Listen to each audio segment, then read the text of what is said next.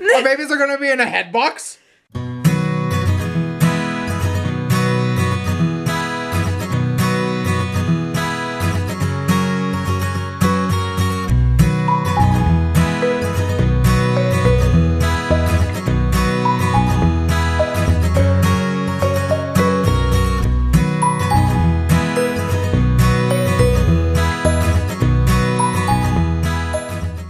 This is vlog footage of before the review. Look at you. Look at that cat. It's needy, so needy kitty. Needy. Hey. Hi. Hello. I've been home for like several hours and he only just now decided he needed attention. Oh, let's just call him. Okay, so this is what you need in the video. You have to share your experience in trying Firmoo glasses while compared with the local optical stores.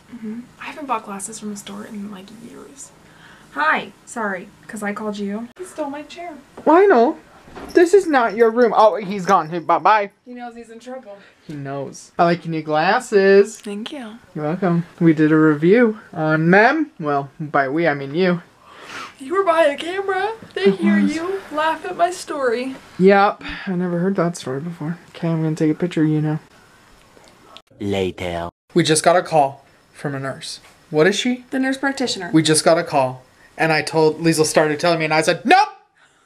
We have to do this live.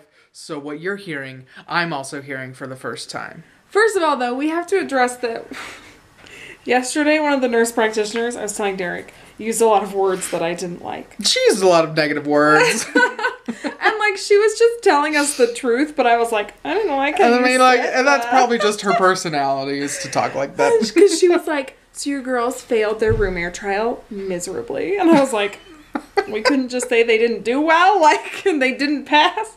It's okay. Failed miserably. She was just telling the truth. But there's the nurse practitioner that called me today. She's really funny and super, super upbeat, and she always starts every conversation with me the same way, and it goes like this. Your cute girls are so adorable. It's the first thing she always says to me, which is true. Anyway, and she said that in order, like, the next step to getting them home is getting them off oxygen, ideally.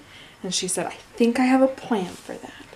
So, at some point tonight, when they are at rest, she said, so probably after I've fed them so they can have some extended time, they're going to take out their nasal cannulas and put them in, what did she call it? Some sort of head box. Our babies are going to be in a head box? So it's like a humidified box that kind of goes around their head. So the oxygen will flow through that box, but it will also humidify without them having to have the nasal cannula in. She said because sometimes it's kind of a catch-22 where because the nasal cannula is in their nose and creating kind of a weird blockage, it can make them more stuffy and give them a harder time breathing. So then they need the oxygen more, but that's what's causing the problem. I see. So she wants to try putting them in these head boxes that will humidify and help kind of clear the congestion and maybe help that swelling go down a little more so that hopefully, and she said they might be in it. She said they'll kind of keep an eye on them and decide whether they'll try them again on room air tomorrow or if they want to give them another 24 hours to keep it clearing up their noses. And because ideally she wants to get them off oxygen. She does not want to send them home on oxygen because that means that I've got 2 oxygen tanks and 2 monitors that I have to carry with me anytime I go anywhere with them. Which, like, I have a doctor's appointment next week and I can't carry, right? Like, I can't carry all that. Yeah. So I'd have to either have someone come with me or someone watch the girls, and they're still, like, I would hate to be like, hi, come watch my children, let me explain their monitors to you. Like...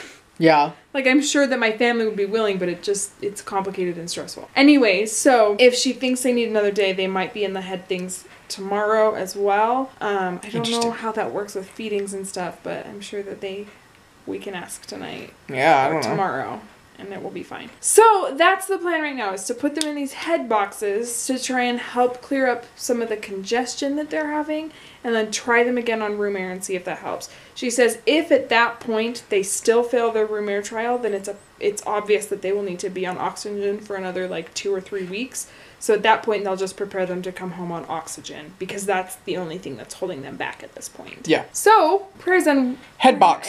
and happy thoughts and whatever you use to make good things happen in the world. I use prayer. What do you use? Yeah, that this will help, because it would be a lot better if we could all have them not on oxygen. It would just be a lot less complicated. Obviously, we're going to be grateful for them to be home, whether they're on oxygen or not, but prayers that they would be able to pass their next remarriage trial would be great.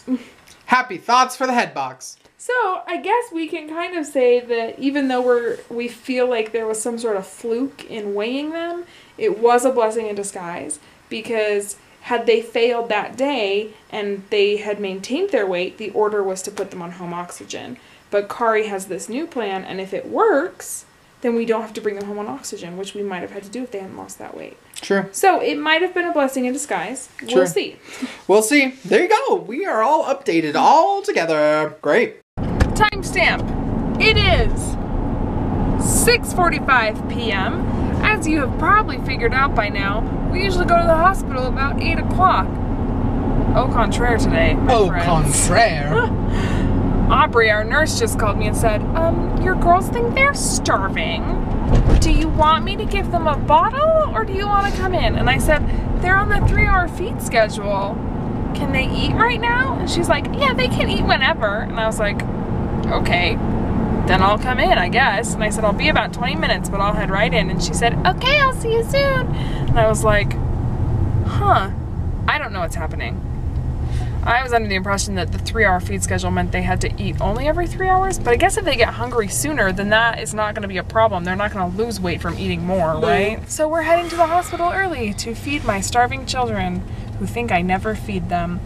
But they have, I don't know how their bottle feed went at 5, but when I fed them earlier today, they weren't eating as long as they normally do. They were doing about 20 minutes instead of like a half hour, so I don't know. Maybe they're taking smaller amounts. It's just one of those things where I'm like, I don't understand how babies feed. Oh, this battery's gonna die. We forgot to charge it. That's okay. We have cell phones. Yep, that's why we have cell phones. Anyway, I'm like, I don't understand how babies feed, because, especially in the NICU, because I'm like, they're on a schedule, but now they're like, oh, we can deviate from that schedule, and I'm like, just tell me one thing. I don't know what's going on. I guess maybe because they put them on the 3-hour schedule because they were losing weight, because when they were eating Q-based before, they were eating about every 4 hours, so they were technically getting less meals a day. So I guess when they put them back on the 3-hour, I'm assuming that maybe I misunderstood, and they weren't saying they have to eat every 3 hours, but they were saying they can't go longer than 3 hours. Because before, they weren't allowed to go longer than 4 hours. So maybe it's still Q-based, but no longer than 3 hours. I see. So that was probably me. I probably misunderstood. Yeah, that would make sense with remember what Mindy said yesterday that I was confused by? Yeah. I bet it's just that they're not supposed to go any longer than 3. My bad. Anyway, that's what's going on. Come with us. Here we go. Look at these space helmet children. Look at these space helmet children. What's going on? Astronaut Princesses. Yep. So today is actually the girls' 1-month birth anniversary. So naturally, we got ice cream.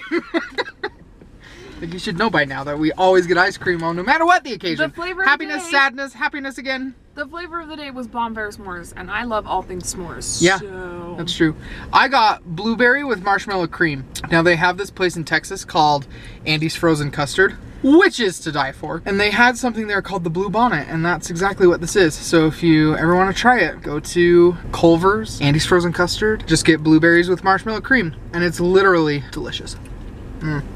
Yep. Okay, we're gonna go home because I have to go to bed, so I have to work again tomorrow. Surprise, surprise. Goodbye. Ooh, it's bedtime. Mm-hmm. You think so? Mm-hmm. I know so, because I'm sleeping. Mm-hmm. Guys, how do you like our little space babies? Do you like them? I like them. I think they're pretty cute in their space helmets. Here's the thing. It pumps in the oxygen and humidity so that their noses will clear out. I stuck my hand in there. Literally felt like Texas. And I was like, oh, I'm gonna die. It's pretty warm in there. So bless their little hearts that they have to sleep in that, because I couldn't. Well, but if she takes their temperatures and it's too high, then I'm sure that they'll... Well, yeah, they might lower the temperature because they can change the temperature on the space helmet. Yeah, but I love our little space babies. Hopefully this helps them clear up so that they can pass their room air trials. Fingers crossed. Give us a thumbs up in good hopes that our babies will pass room air trial. So that's what we want from you, is a thumbs up as a good luck token. So thanks for joining us today. We had a fun day. Tomorrow is Saturday. I have to work. Boo. I'm just going to the hospital. Leisl's going to the hospital. Same thing every day. One day these babies will be home and we'll have fun adventures. My sweet cousin is bringing us dinner tomorrow. How sweet. So sweet. Okay, like, share, and subscribe. You know what to do. I feel like I should make an announcement here. Okay. Not that it matters incredibly, but I just want you all to know that I have a lot of cousins. Because we've talked about several of my cousins in the past week, because I had the cousin that passed away, and I had the cousin who told me that she prayed for us, and I've got the cousin that's bringing me dinner. But we have to bear in mind that I have 70 cousins just on my dad's side. Her dad is the youngest of 13, so she has a lot of cousins. And her one aunt and uncle also had like 13 kids. 14 kids. So, I mean, she's got a lot. She's got a lot only on her dad's side. Well, I have probably a good... I haven't counted recently. Well, that's okay. This battery's gonna die, so we gotta go. You're right. Okay, like, share, and subscribe. You know what to do. Leave us a comment down below. Let us know how you think our space babies are doing. As always, have courage. Be kind. We'll see you tomorrow. Bye. Bye-bye. Oh!